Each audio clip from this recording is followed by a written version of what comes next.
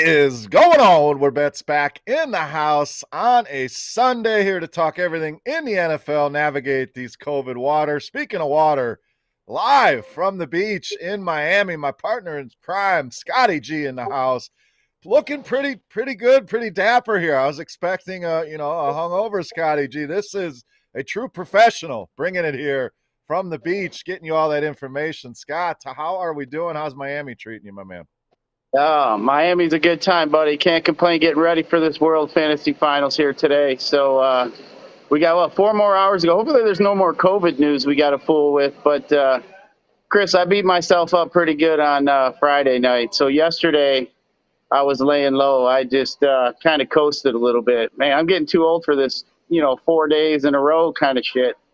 But a lot of fun down here, a lot of good friends, having a good time. Can't complain. Weather's great. It's always like 70 to 80 degrees. Even at night, you're walking around at 4 a.m. and it's like 75 degrees. So a lot better than that Michigan weather we got to deal with. What's it going on up there? You guys got some ice or snow? What do you got? Yeah, you know it. I mean, you probably got a lot of angry people here already this morning. You're talking 70s, 80s, palm trees behind you. We're slipping around in ice. Yesterday was one of those.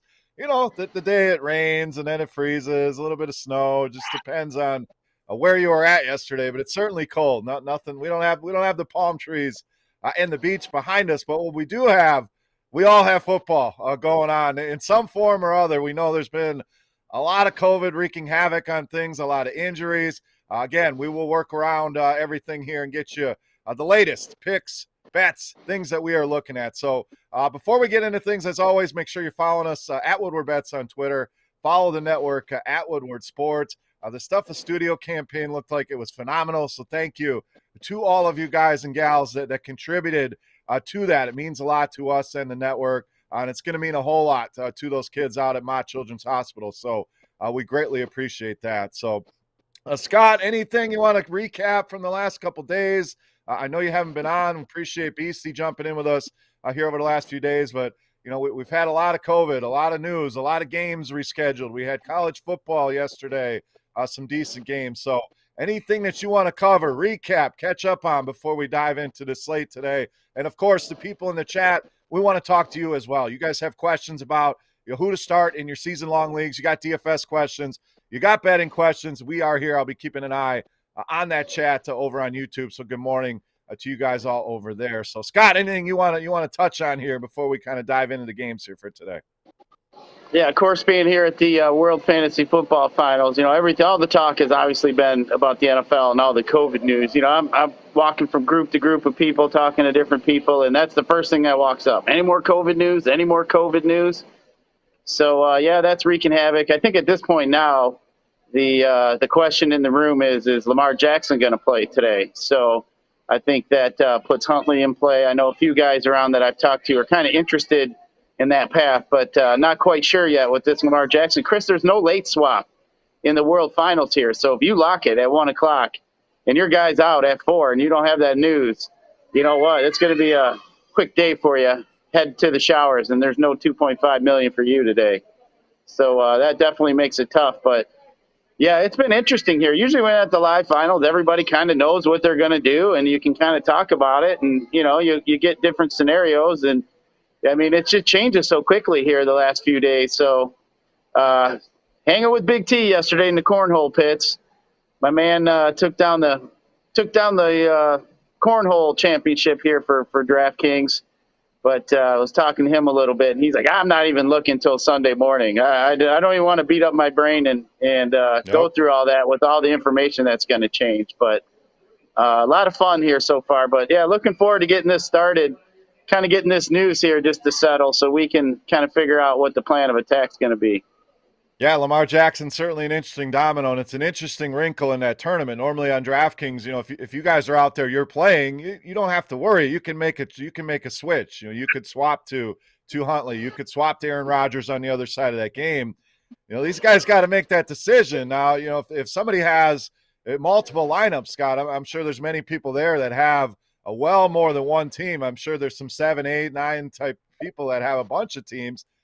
I'm interested to see if anybody does take a shot at him. Lamar Jackson has never missed a game in his career due to injuries, missed a couple with illness, but Not one time has he missed with injury. We know this is a big game for the Baltimore Ravens. So I'm very intrigued to see if somebody's going to take that risk in this tournament here. But one lineup, I think there's no way that you can make that move if you're serious about winning this thing. But somebody with multiple lineups, that's right. I mean, maybe there is somebody with some big cojones that wants to take that leap of faith. But certainly they'll be paying attention to the news and agree completely with Tony.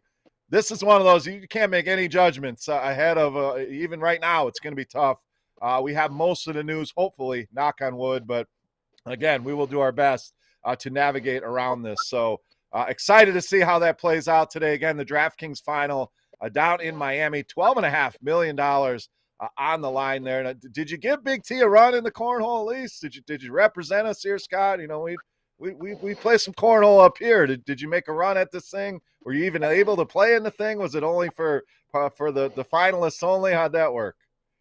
Yeah, it was for all the finalists, and they got some pretty stringent COVID rules around here, Chris. You got to test every day, and all that fun stuff. So if you don't get down there and get tested in time, you can't do the activities for the day. So yesterday, after that Friday night of staying out till about 4 a.m., drinking every kind of liquor and booze and tequila shot and 20 Modelo's later, I didn't wake up in time, my friend. I slept till about 10:30 yesterday, and it felt like it was still 7 a.m. It was a rough morning, but yeah, I didn't get out there. And then we were going to hang around and play a little bit after, and then one of them nice Florida storms rolled in, Chris, where, you know, it rains like hell for about 10 minutes, and then it's sunny 5 minutes later. So everybody had to whisk them cornhole boards and put them away, and they stayed put away. But, yeah, it was fun to watch them play for a little bit. Tony wiped them out. It wasn't even close. He ended up smoking them all. But I told them they were lucky the beer man and Scott weren't down here, because they would have had a hard time with that one. Yeah, he's got some game. I'll give him some props. Played many cornhole games with our boy. He's got some skills for sure. So no surprise he took that thing down, and we're certainly rooting for him and anyone else that we know down there. Quite a few people. Your buddy making a run at this thing. Hopefully we got some good drunk Stewie footage to share later this week. But exciting times down there in Miami. But let's dive into the game, Scott. That's what the people are here for, to get the information. So again, games that were on the main slate that were moved. Washington and Philadelphia will now be played on Tuesday, along with that Seattle and LA Rams game also moved to Tuesday. We had the game last night.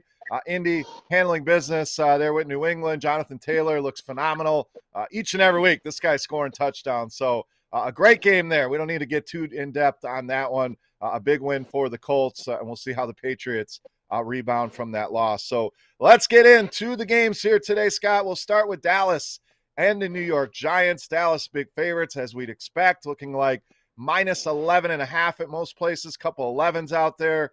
If you do like the Giants side of thing, a total 44.5 across the board.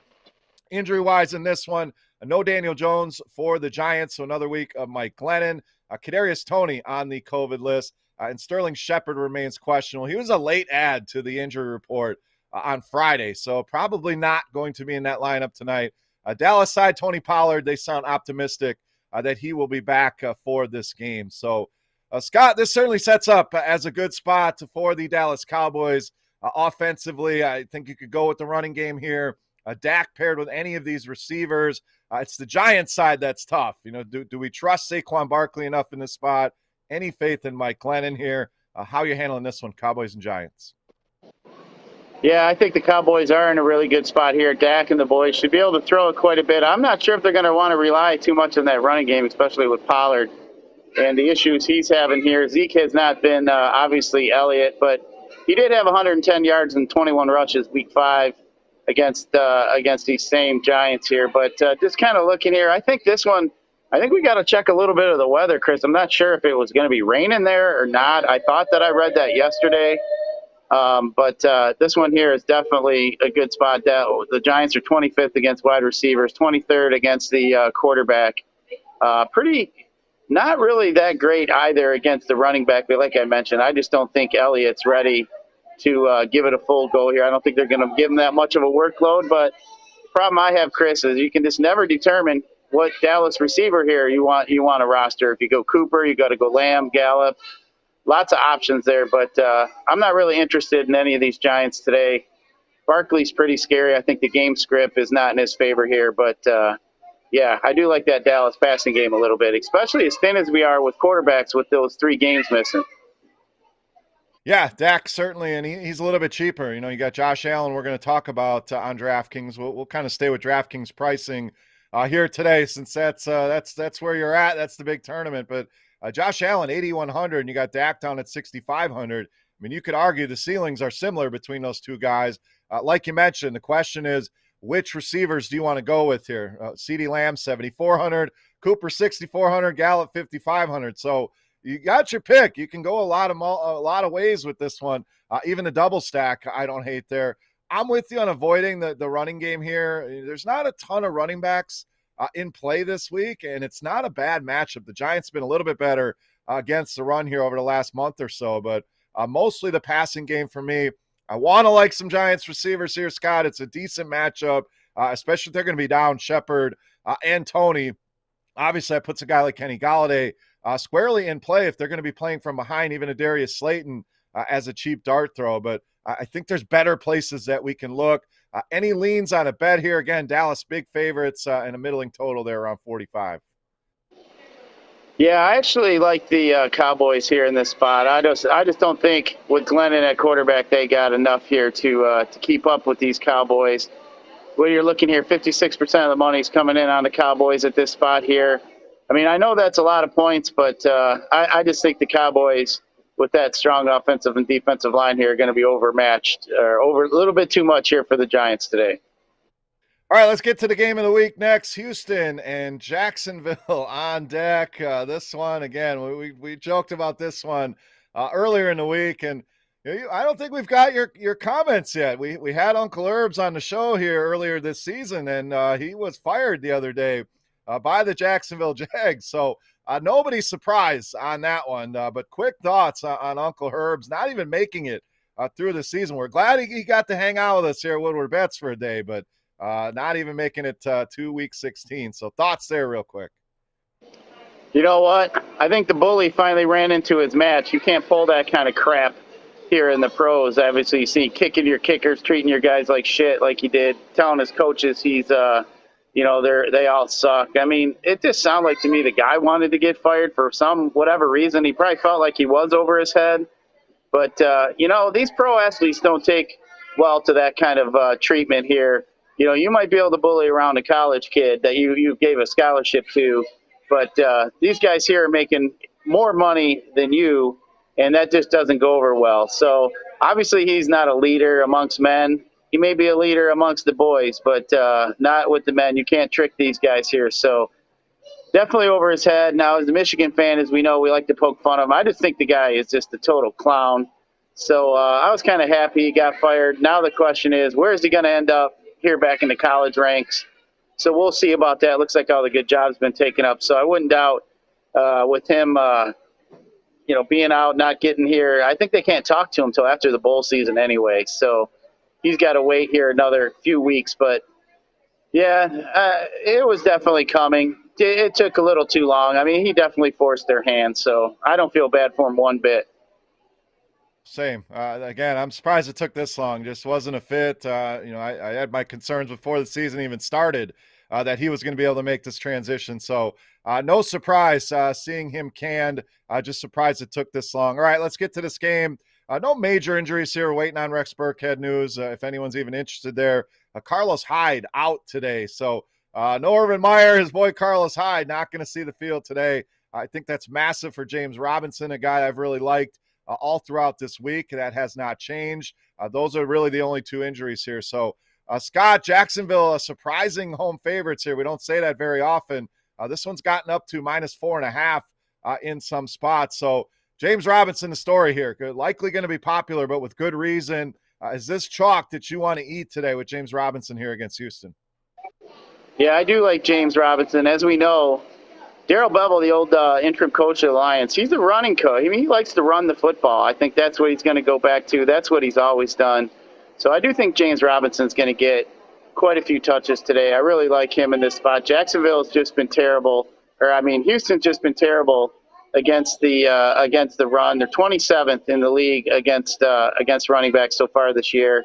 So obviously that's the weakness of the Houston, and I think Jacksonville is going to exploit that. Especially, Chris, I feel good about it because we know the past history of Bevel here is that he is going to run. So I'm going to bank on that here. I think it's pretty good chalk to eat today, and I do really like Robinson. I mean, only 5,400 on DraftKings, lowest price we've seen on him all season long. So it's a buy low. It's a great spot here against Houston for sure. I don't even mind the pairing with the Jacksonville defense here in this one against Houston. Anything on the Texans side here? Again, Brandon Cooks is always the question. Is he a run it back option? Houston or Jacksonville's allowed 10th most fantasy points to this position. Any interest in that side of the ball? Maybe Davis Mills has not been terrible. Not a bad spot here this week against the Jags. Yeah, Mills hasn't been too bad lately. I just don't think, if I had one lineup or so, especially in this championship, I'd have the balls to play Davis Mills. And, that's just a total boomer bust type play. I think David Johnson's getting a little bit of love today for whatever reason. He's popping in some of these optimizers. I'd have no interest in that at all today. But, yeah, it's pretty tough. I mean, all the offense does seem to go through Cooks here. He's the only guy that you could even really consider playing with these guys. I mean, in the first week they played, he had 132 yards, 5 catches. But I'm pretty scared there to go with anybody like Mills or anybody like that. But Cooks is interesting, that's for sure. But I think the play here is Robinson in this game. Yeah, Jacksonville surprisingly very good against quarterbacks. As bad as they've been, record-wise and on the field, fantasy-wise, 26th, fewest or most fantasy points allowed. So we're talking a top 10 team against quarterbacks. So I agree. I'm not trying to get cute with the Davis Mills unless I'm running triple-digit lineups. I'm probably leaving that alone. Zero interest in the David Johnson play. Mainly James Robinson for me. I think you can make a case for James O'Shaughnessy at tight end. It's a tough spot if you're not paying up. Today, there's not a ton of options. He's only 3,200, but mostly Robinson for me, and I don't even hate that Jacksonville defense here either. Any bets for you here? We got Jacksonville, 4.5 at most places, up to 5.5 at a few spots. Total really low here in this one, mostly 39.5s out there. I'll tell you what, Chris, I don't know what's going on, but, man, I'm being there's all kinds of fire trucks. Oh, it looks like there's some kind of parade or something going on. I don't know what's going on out here. It's loud. But I think they done passed by now. Oh, that's funny. But, yeah, this Houston-Jacksonville game, as far as any kind of bet goes, this game just sucks, man. It's hard to bet. I think I would look at maybe an under in this game. Jacksonville's 2-11. So far this year, going under. 11 of games have gone under. But as far as the spreads go, 5-8 for Houston, 4-9 for Jacksonville. But, yeah, this one here is just – this one should be on pay-per-view, Chris. I'm not too sure about this one. Yeah, I'm staying away from this one. If anything, I might hit some of the James Robinson props, things like that. But I'm leaving this one alone for sure. It's probably going to be ugly. I mean, that total being so low makes you want to think, they can go an over here. I know earlier in the week I was on an over. Still lean that way a little bit, but likely we'll just avoid this one completely in the betting world. All right, let's move to a better game. Tennessee and Pittsburgh. Current line, we got Pittsburgh anywhere from -1 at FanDuel. We got some 1.5s out there, as high as -2 over at Bet Rivers. As this total sitting at 43.5, 42.5. So numbers all over the board here. So this is one of those cases. Shop around. A half a point on a total can be the difference. So make sure that you guys are doing that. Multiple places that you can place your bets. Make sure that you are looking across the board, and we'll continue to kind of spotlight the best lines in these games. But Scott, this one, I think we were both out in Pittsburgh earlier in the week. Again, if you miss our Wednesday show, we do an early look at the slate and give some initial thoughts, just that first line of thinking. It's always good to get something down on paper. I think we both like Pittsburgh at home here in this spot. Anything changed for you here in that one? As far as DFS plays, obviously Najee Harris in a great spot here. I think the receiver's in a phenomenal spot. Deontay Johnson, one of my favorite plays this week. We'll see if Chase Claypool is in the doghouse or If he's out there, we know he brings a big ceiling. Even Ray McLeod in the slot here against Tennessee is very cheap. Titans side of things, not a lot to get excited about on that side of the ball, honestly. So what are we doing here in this one injury-wise? We know Derrick Henry, A.J. Brown remain out for the Titans. Pretty much it. Everything else looks good to go here. Yeah, this one here is interesting. Obviously, the Steelers, I mean, they're still in the playoff hunt a little bit here. And this is the second to last home game for Big Ben out there in Pittsburgh. So he's been a little bit more productive. Tennessee is just dead last against wide receivers. So I think that's interesting. They're 27th against quarterbacks. But you mentioned Deontay Johnson. How do you not want to play that guy? It seems like Davante Adams is a guy today that's getting a lot more love as far as people who they like from what I've been hearing. But Deontay Johnson is so much of that Pittsburgh offense. I just think that is a play that I really like. I think it'd be a great pivot if you wanted to go to Johnson from over to Adams. But Deontay Johnson, for me, is one of the top wide receiver plays that I'm interested in today. And as you did mention with this Tennessee team, Foreman's interesting, but Pittsburgh, I think they're going to be playing from behind. I actually think Pittsburgh, as we said, we like the Steelers, so I think the game script is not.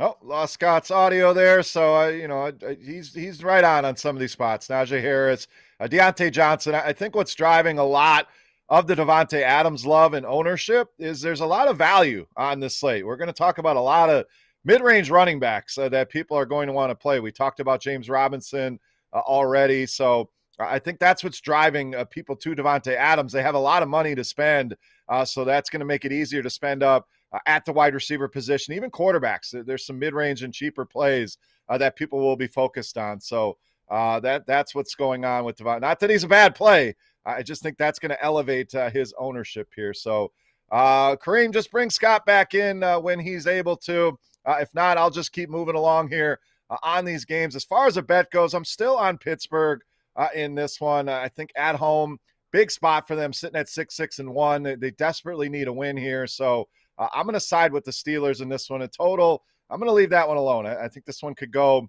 more of the under route with both teams really wanting to establish the run here, but give me Pittsburgh here in this game. All right, next game, we'll just keep moving on here. Hopefully we get Scott back here soon. We got Arizona and Detroit up next. Cardinals, big favorites in this game. Let's check the updated lines here. Looks like Arizona sitting at 12.5 at most places here. A couple 13s out there.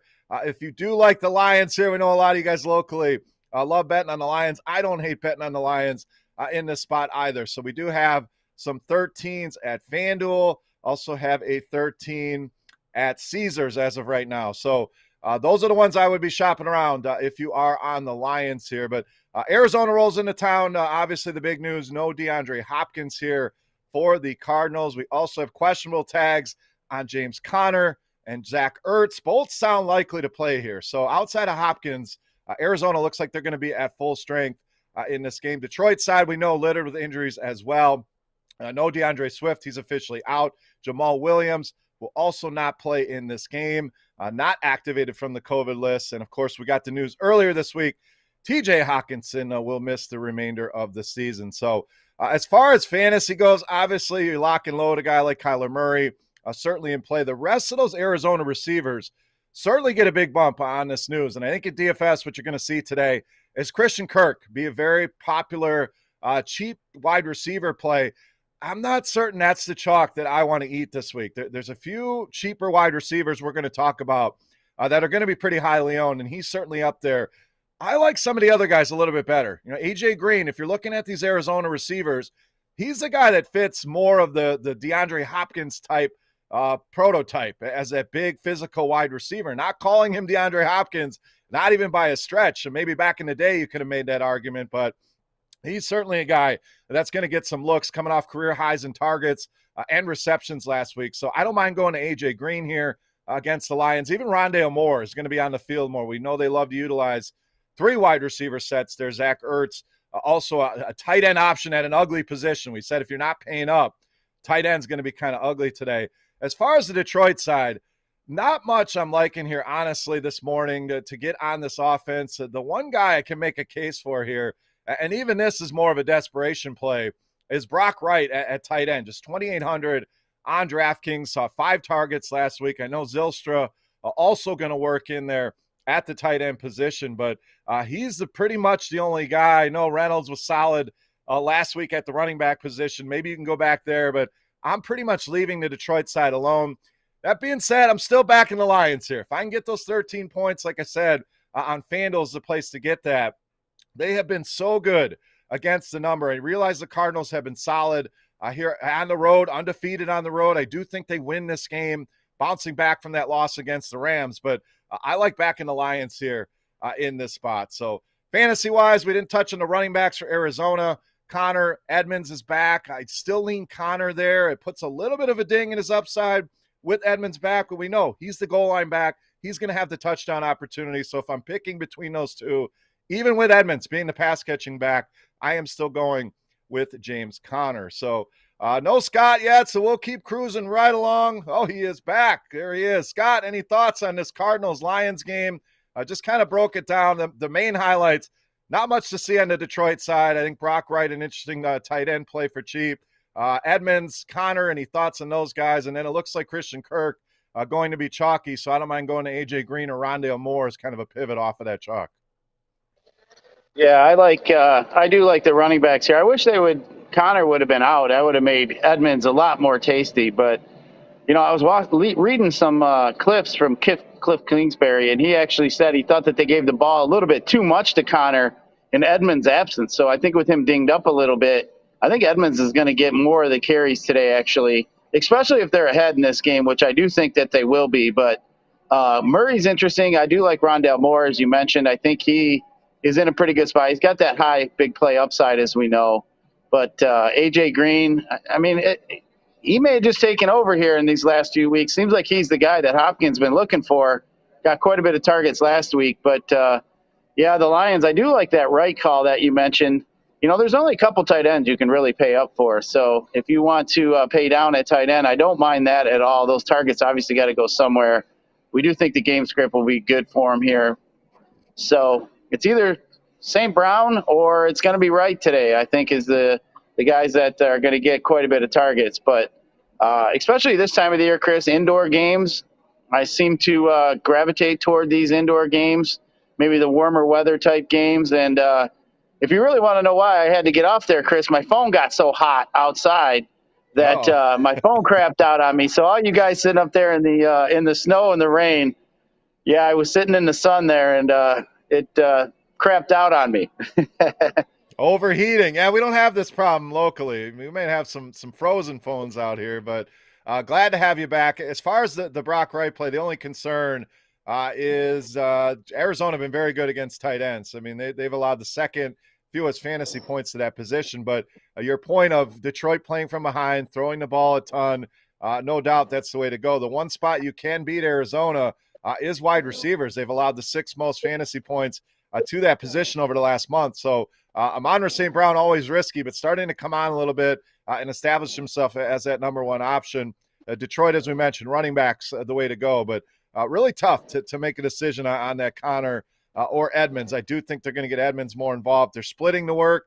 Yeah, there's probably a lot there, but tough to make a choice there. I do like the double stack of Kyler Murray. Leave Kirk out. I mean, if Kirk's going to be 25-30%, give me Murray, A.J. Green, and Rondale Moore, and run it back maybe with Amon-Ra St. Brown. You're going to have all the money to do whatever you want in the rest of your lineup there. So that's certainly a spot I don't hate. Scott, I said I'm going to back the Lions here. I can get a plus 13 on FanDuel.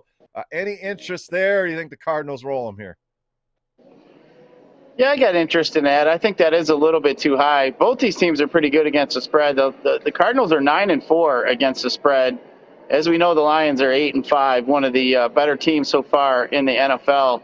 But, Chris, the Cardinals are 7-0 on the road, one of the best road teams here in the NFL. So I don't think that, they're definitely going to lose here. But the 13 is a little too much. You might get, we know the Lions are feisty. They're pesky. They're going to fight all the way to the end. So, they could be down by 20 at half and still end up covering for you.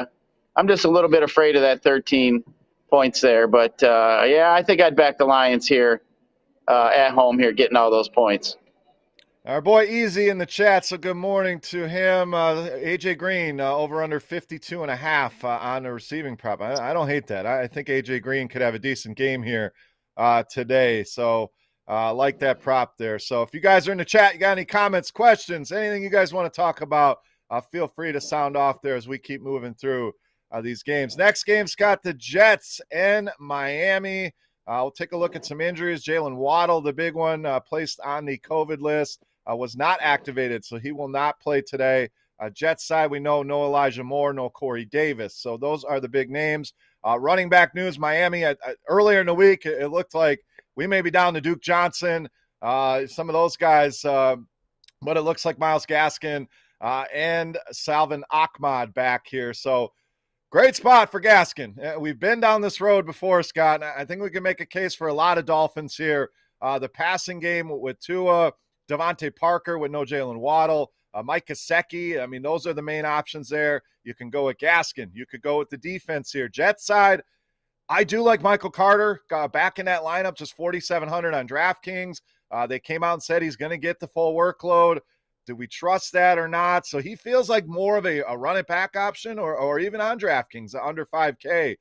Good value there. So which way do you want to go on Miami here? I'm kind of on all of the above. You know, the lineups that I go with Gaskin, you know, I stay away from the passing game. Then I'm going to build some passing game lineups and leave Gaskin out. Thoughts here on this Miami team? Again, a lot of intriguing pieces here against this terrible Jets team. I mean, they're on a 5-game win streak, that being Miami. You know, the Jets are just so bad. You always got to consider whoever's on the other side of that ball to play in them. I mean, you can go several ways. As you mentioned, you can go two. I think Parker, especially on DK, is going to be pretty popular today, especially without Waddle. Gesicki is a tight end. If you want to have a mid-level price tight end at 5K, I think Gesicki is a guy that you definitely can look at, especially look at the targets and the work he's been getting lately. But, man, Chris, it just seems like these running backs, the Jets are dead last against running backs, but Miami is third from the bottom at actually scoring running back points. So do we want to trust Gaskins here? I think Gaskins is going to be really, really chalky. This is a spot here you could fade. I'm afraid to fade the running backs here with Gaskin. I think, you know, to me, I mean, his floor has got to be close to 100 yards and probably a touchdown here today. So for that kind of money, for what you're going to pay for Gaskins, I think, especially on DK, he's a play you definitely got to look at here.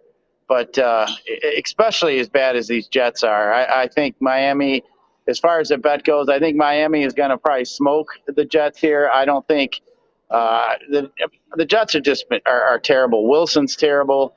We'll see what happens. They're obviously getting a little bit of a bump here with Carter coming back, but we'll see how much they use them. You know, you still got Ty Johnson getting sprinkled in a little bit. Coleman's still getting some carries there, so that does scare me a little bit. But, Chris, you know, Beastie mentioned Berrios early in the week. He's 3,200 on DraftKings, and if you look at his targets last week, he was focusing in on him, especially without Moore. So I do think Berrios is an interesting punt-type play down there at wide receiver today. Yeah, I don't hate that. Miami has allowed the fifth most fantasy points to wide receivers, so that is the one spot that you can take advantage of. I want to say former Dolphin with Braxton Berrios. I'm not completely sure on that one, but maybe a little bit of revenge narrative there as well. And you mentioned Gaskin being very popular. Again, I don't mind pivoting over to the passing game. Parker will be popular for sure based on his price, but the Jets, yes, they're terrible against the run. No doubt. We know they're the worst team. They allow the most fantasy points, the most touchdowns.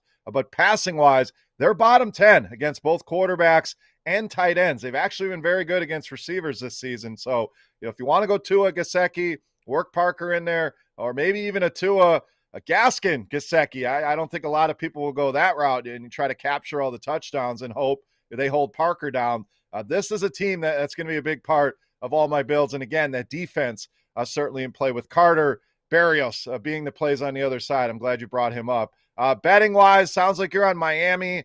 There are some 9.5s out there, mostly 10s though. This total at 41.5. I am with you. I think the Dolphins roll in this one. So both of us here on the Miami Dolphins. Next game up, We have, stand by, we lost one there. Okay, Carolina Buffalo, last game in the early window. Another big favorite here are the Buffalo Bills. Injury-wise here, Josh Allen, fully expected to give it a go today. I know he was dealing with some toe issues earlier in the week, so he's good. DJ Moore on the other side was questionable most of the week. Sounds like he's going to give it a go here as well. Emmanuel Sanders, doubtful for today. Really the only big injury here. So, Scott, Buffalo, let's start there. Josh Allen, you got Stephon Diggs, you got Beasley. Gabriel Davis is a guy like on the cheap, even a Dawson Knox. I think Buffalo's passing game is certainly one we want to look at here. Problem is, who do you play on the other side of the ball here? Do we trust Chuba Hubbard? Do we trust DJ Moore dealing with a hamstring injury? Do we dare play Robbie Anderson here? So how are you handling this in Buffalo? In a great spot here at home, big favorites. Love me that passing game, but narrow it down. Who are we playing on Buffalo? Yeah, I think this game is actually pretty scary for Buffalo. I mean, it's sandwiched right in between. They obviously just had that big game with New England. Then they face Tampa here. And then next week, Chris, they got to go to New England again. And you know they're thirsty for that matchup, especially after that snow globe game and where they got ran all over. So I think Buffalo could be looking ahead here to New England. It is scary. You know, if I'm looking at like Josh Allen, I do like Gabe Davis. I think he's a pretty cheap running back you could look at. But I think Allen's the kind of guy, Chris, you could just literally play naked, not pair him up with any kind of other receiver. I think his rushing upside is high. But, I mean, in this game here, it just makes you wonder, how much is Carolina going to be able to keep up here with Buffalo if they do score? I think Buffalo may try to slow it down a little bit. But, I'm just not a fan of anything over there on Carolina as far as the offensive. I can't buy into Cam Newton. I think him and P.J. Walker might split some time today, actually. So I'm not interested in going anywhere there. But as far as a bet or anything goes, Chris, I'm just a little scared here for Buffalo. I think this is a spot they may win but may not cover. As I said, they'll be looking forward to New England next week. Yeah, Carolina, lowest team total on this entire slate. And we've talked the Houston Texans, the Jacksonville Jaguars, the New York Jets. So that should tell you something here. So clearly, if you got Buffalo's defense in your season-long leagues, you're feeling good about that. Whether it's Cam Newton, whether it's P.J. Walker, I don't think it really matters there. I'm a little bit more optimistic on this passing game. Again, Gabe Davis, I think, is phenomenal value. They love to utilize those three wide receiver sets there in Buffalo. Beasley, a PPR monster, can always make the case for Diggs. Scott, while you were off, you mentioned Davante Adams being popular. And I think a lot of what's driving that is a lot of value at running back in some of these other spots where people don't, we don't have the big 9K running backs that we're trying to pay up for. So people saving money there, it's going to drive people to Adams. So maybe Diggs, another pivot off of that. You mentioned Deontay Johnson in that camp as well, and CeeDee Lamb certainly fits that bill. So if you're worried about Adams being overly owned for that reason, there are places you can go here. But I'm hands off on Carolina, but do love me some Josh Allen stacked with any of those guys, even Dawson Knox. It knocks out your tight end at a tough spot. So betting-wise, sounds like you're not sure Buffalo's going to cover this big number. Does that mean you want Carolina? Are you going on the total here? We got mostly 44s across the board, or are you just staying away from this one? Yeah, I'm probably just going to stay away, Chris. I can't buy into Buffalo, give them 14 there. I just think it's a trap game for them. I could see them winning, but I don't think they're going to blow out Carolina here. I think that this is going to be a game. They're going to not try to show much to Belichick here coming up. So I think this is going to be a boring type game. But I worry there. I wouldn't touch Buffalo here. I lean Carolina for sure. I'm leaning and over here, but certainly not a best bet. I'm with you. More, I'll pluck some DFS plays out of this one. Season long, you feel pretty good about anyone you have on Buffalo outside of the running backs, which can be a mess. But I'm going to stay away as far as betting goes. So let's move to the afternoon. We got 4 games on the late slate. Let's start Cincinnati and Denver. The questionable tags were the Denver running backs. Javonte Williams sounds like he is good to go here. Sounds like Melvin Gordon going to be good to go as well. So those two guys, we saw Gordon come back, and as good as Javonte was, Scott, they split that backfield right down the middle. So any interest there as far as Cincinnati goes? Been a struggle here of late. Have certainly looked good at times, but recently kind of sliding down here. This line has moved dramatically in favor of Denver. It opened up Cincinnati -3. We're all the way to Denver -3 across the board here. So a 6-point swing in that spread total, mostly 44 across the board. So kind of an ugly game here. I mean, there's a lot of big, Cincinnati's always got all those guys. We love to talk Joe Mixon here, Burrow in the passing game, certainly the way you could go. But a middling total here as far as Denver goes. Do you want to get involved with that backfield with those guys splitting it? Any faith in Teddy Bridgewater and these receivers? I'm honestly more on a stay away of this game, if anything, Scott. Any more optimism for you here? Anything you're liking in this game here at Cincinnati and Denver? Yeah, I think the only thing I'd even consider looking at here are the running backs here in this game. But, I mean, it's scary playing a split backfield. I think Fangio, he loves him some Melvin Gordon. I don't understand why he keeps giving it to him with that young stud running back they got over there. But, I mean, I think they both really have potential. They have upside. But for me, I mean, that split there just worries me to death. And then you look over at the other side there, which I don't mind Mixon today just because of the fact that everybody's going to be paying down on running backs. So I think Mixon is an option that you could pivot to that is interesting. He was sick the week before. So, I mean, he ended his touchdown streak there. But I think it's interesting. He had, 9 games in a row where he had touchdowns before last week. So I think that's an interesting pivot. But for me, though, that's the only places I'd probably look at. Maybe tight end here for Denver. I mean, Cincinnati is bottom 10 of the league as far as tight ends go, Denver being 6. So Fant might be a guy that is interesting as far as a punt-type play. But other than that, I think Javonte Adams or Williams is interesting, but I just couldn't do it, Chris, not with that split backfield. But I do like the potential he has in this game. And if he was all by himself, I'd say Javonte Williams would be probably one of the chalkier running backs today.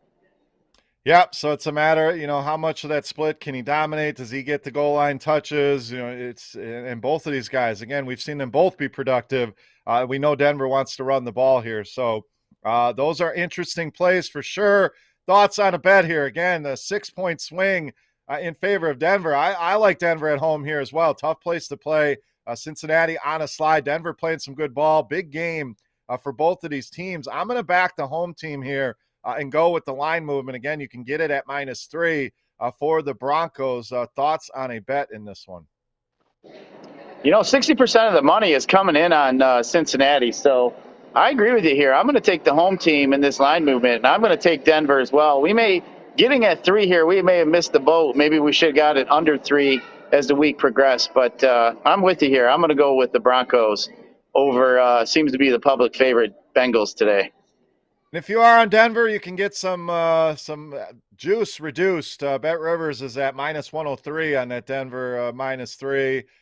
Caesars -105. FanDuel -106. So this one, it could go to 2.5. It's one I would either jump on that discounted juice or wait and see if that money coming on Cincinnati gets this one down to 2.5. So I would wait. Keep an eye on that one. If you can get to 2.5 later in the day, I don't see this going to 3.5. So waiting here, I think, is the best play if you're on the Denver side like we are. All right, next game up for us, Scott. We got Atlanta and San Francisco. Niners big favorites here at home. So no Eli Mitchell. The big story here for the San Francisco 49ers. So do we trust Jeff Wilson? We've been down this road before.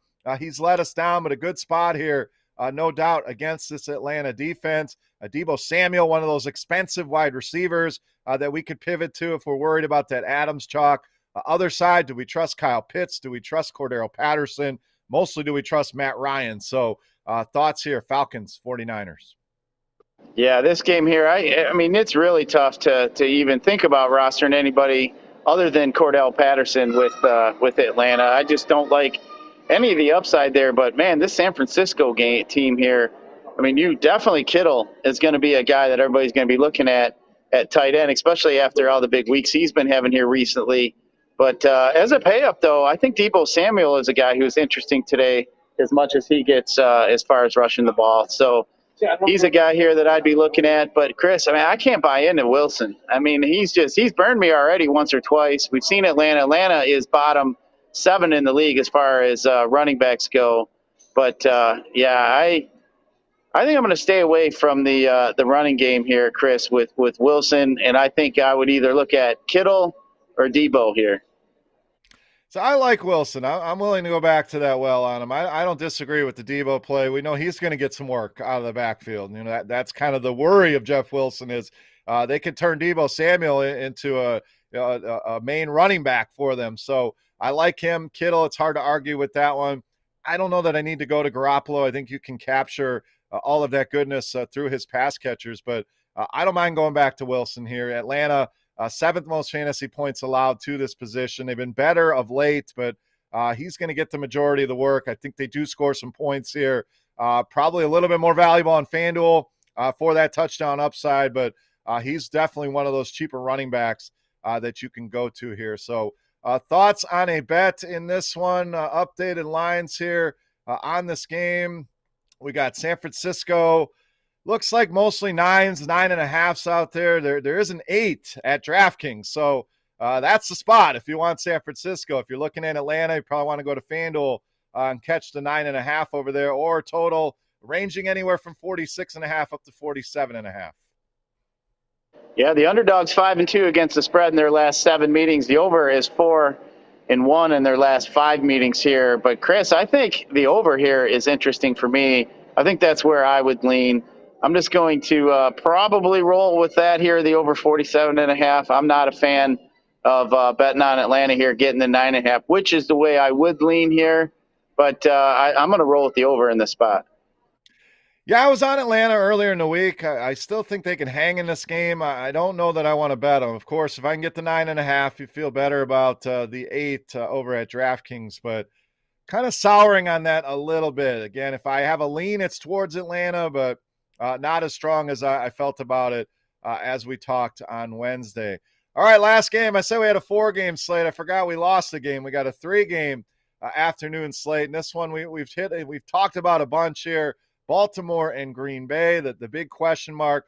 Lamar Jackson likely going to be a true game-time decision. The latest reports don't sound great. I don't know that we get Lamar Jackson. We also have Hollywood Brown questionable here. He is expected to play, according to Adam Schefter. Marquez Valdez-Scantling, questionable on the Green Bay side of things. We know they'll be without Randall Cobb here, and Sammy Watkins will be out, COVID-19, for the Baltimore Ravens. So, Scott, this one, it's hard to say. You know, Lamar Jackson's in there. I think we get a very fun, competitive game here. I'm excited for this one as a Packer fan. If it is Huntley, let's just go down that road. If it is Huntley, do you want to go down? Do you want to play him? He's cheap. We know he's got upside with his legs. Are you intrigued there? Do you pair him with anybody, say a Mark Andrews or a Hollywood Brown?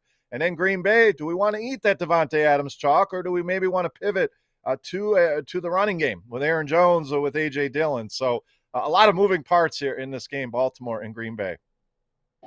Yeah, Chris, if Huntley's playing, I really like Huntley. I think for as cheap as you can get him, it opens up quite a bit of some other spots that I feel better in with getting guys that are getting quite a bit of touches and getting all the work. So Huntley opens all that up. If I was to pair him with anybody, it would definitely be Andrews. We saw what he did when he came in last week, Chris. He just literally focused on him the whole time. So I think he is interesting today.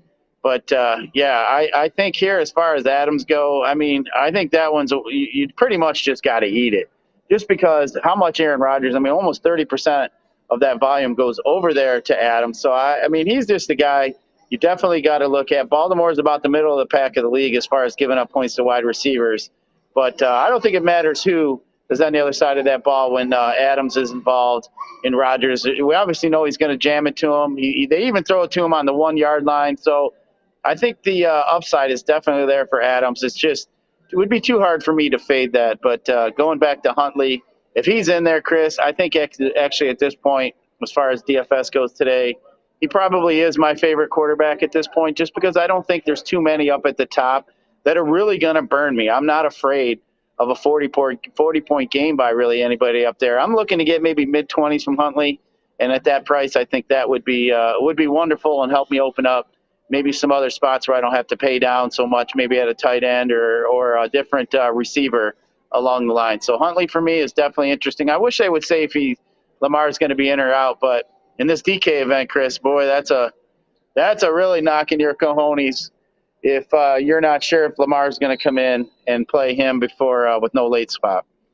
Or you try to play Huntley and Lamar is playing. I mean, it's a lot. It's a lot of decisions with a lot of money on the line. So again, that will favor the people that have multiple spots in that tournament. They can certainly take that risk. But so if one lineup kind of person, it's tough. So we know they'll be grinding the news there, as we will as well. Huntley's been solid. You know, you mentioned him as a cheaper play. He's not super cheap. I mean, he's only a few hundred cheaper than say a Tua.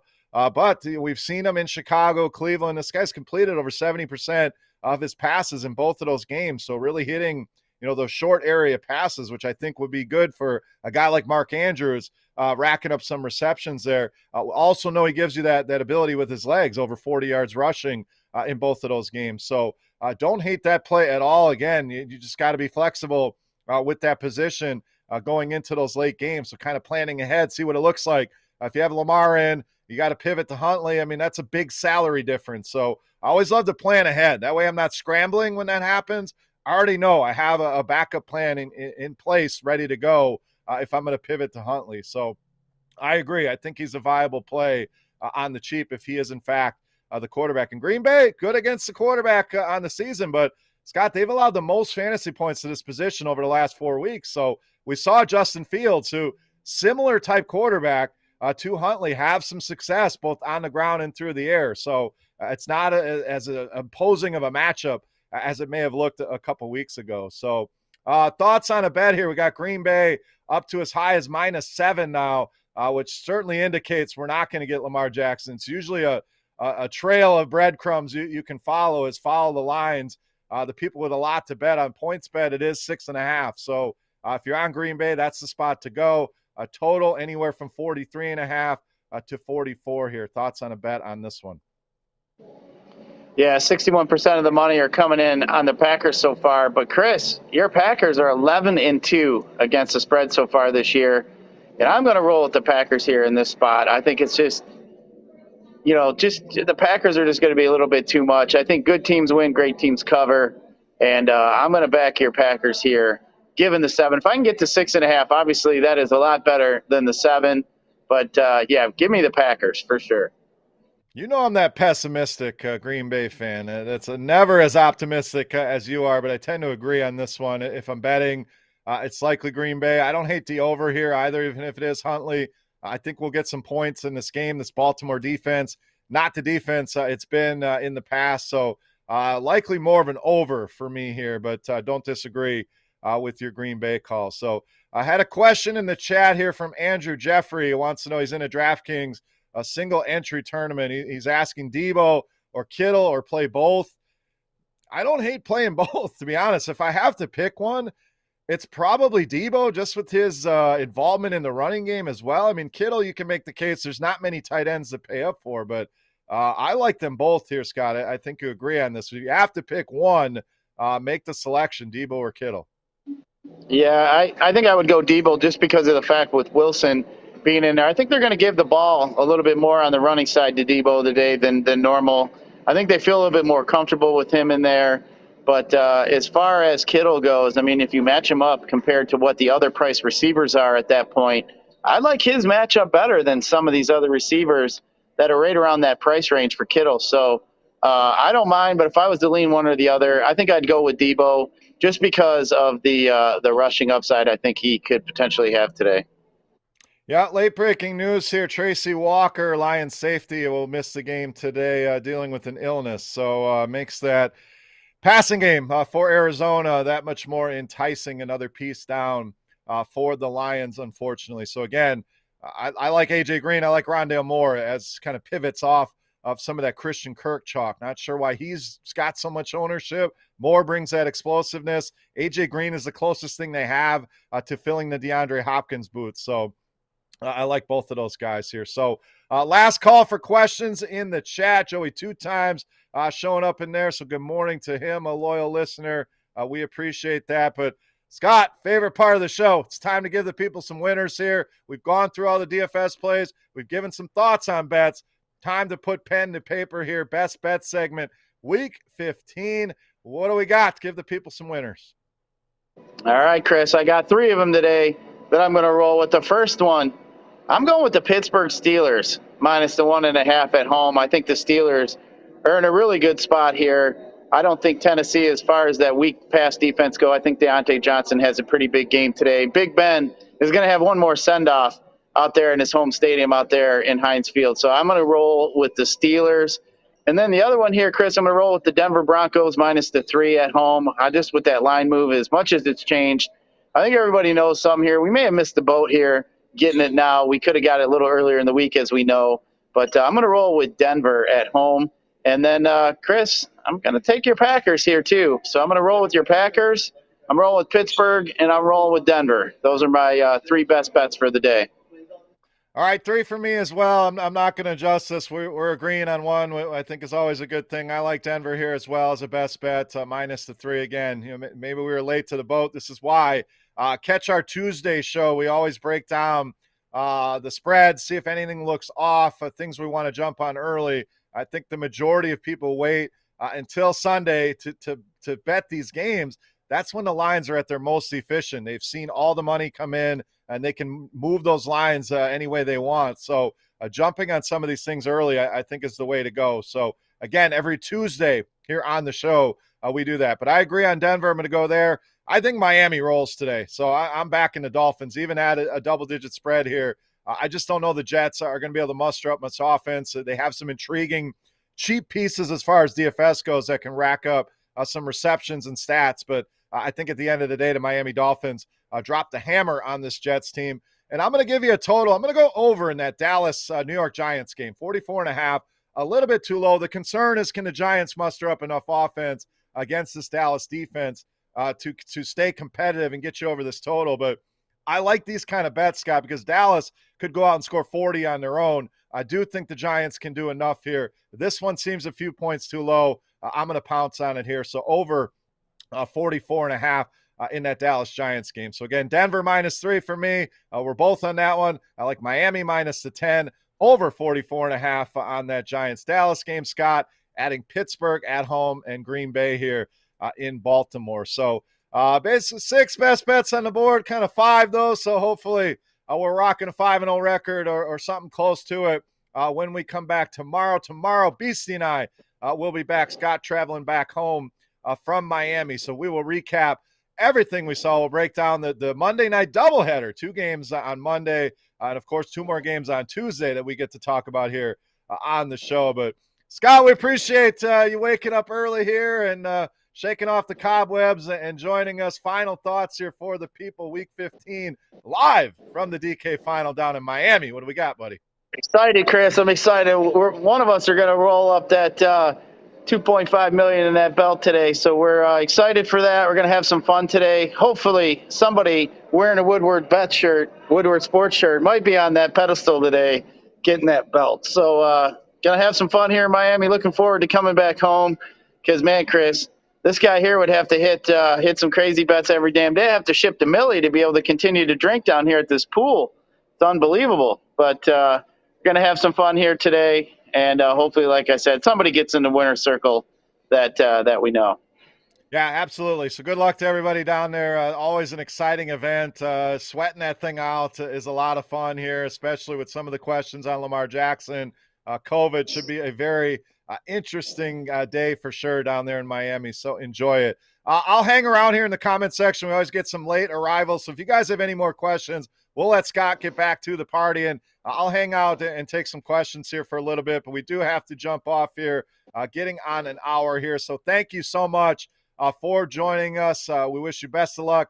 It's season long. I know a lot of you guys are in your playoffs, so if you have any questions there, sit starts, things like that. Again, I'll hang around for a little bit and answer those DFS or betting questions. But best of luck. Thank you so much for watching. For Scott, live from Miami, for our boy Kareem behind the glass, I am Beer. We are Woodward Bets. Again, thank you for watching. Best of luck today, and we'll catch you tomorrow.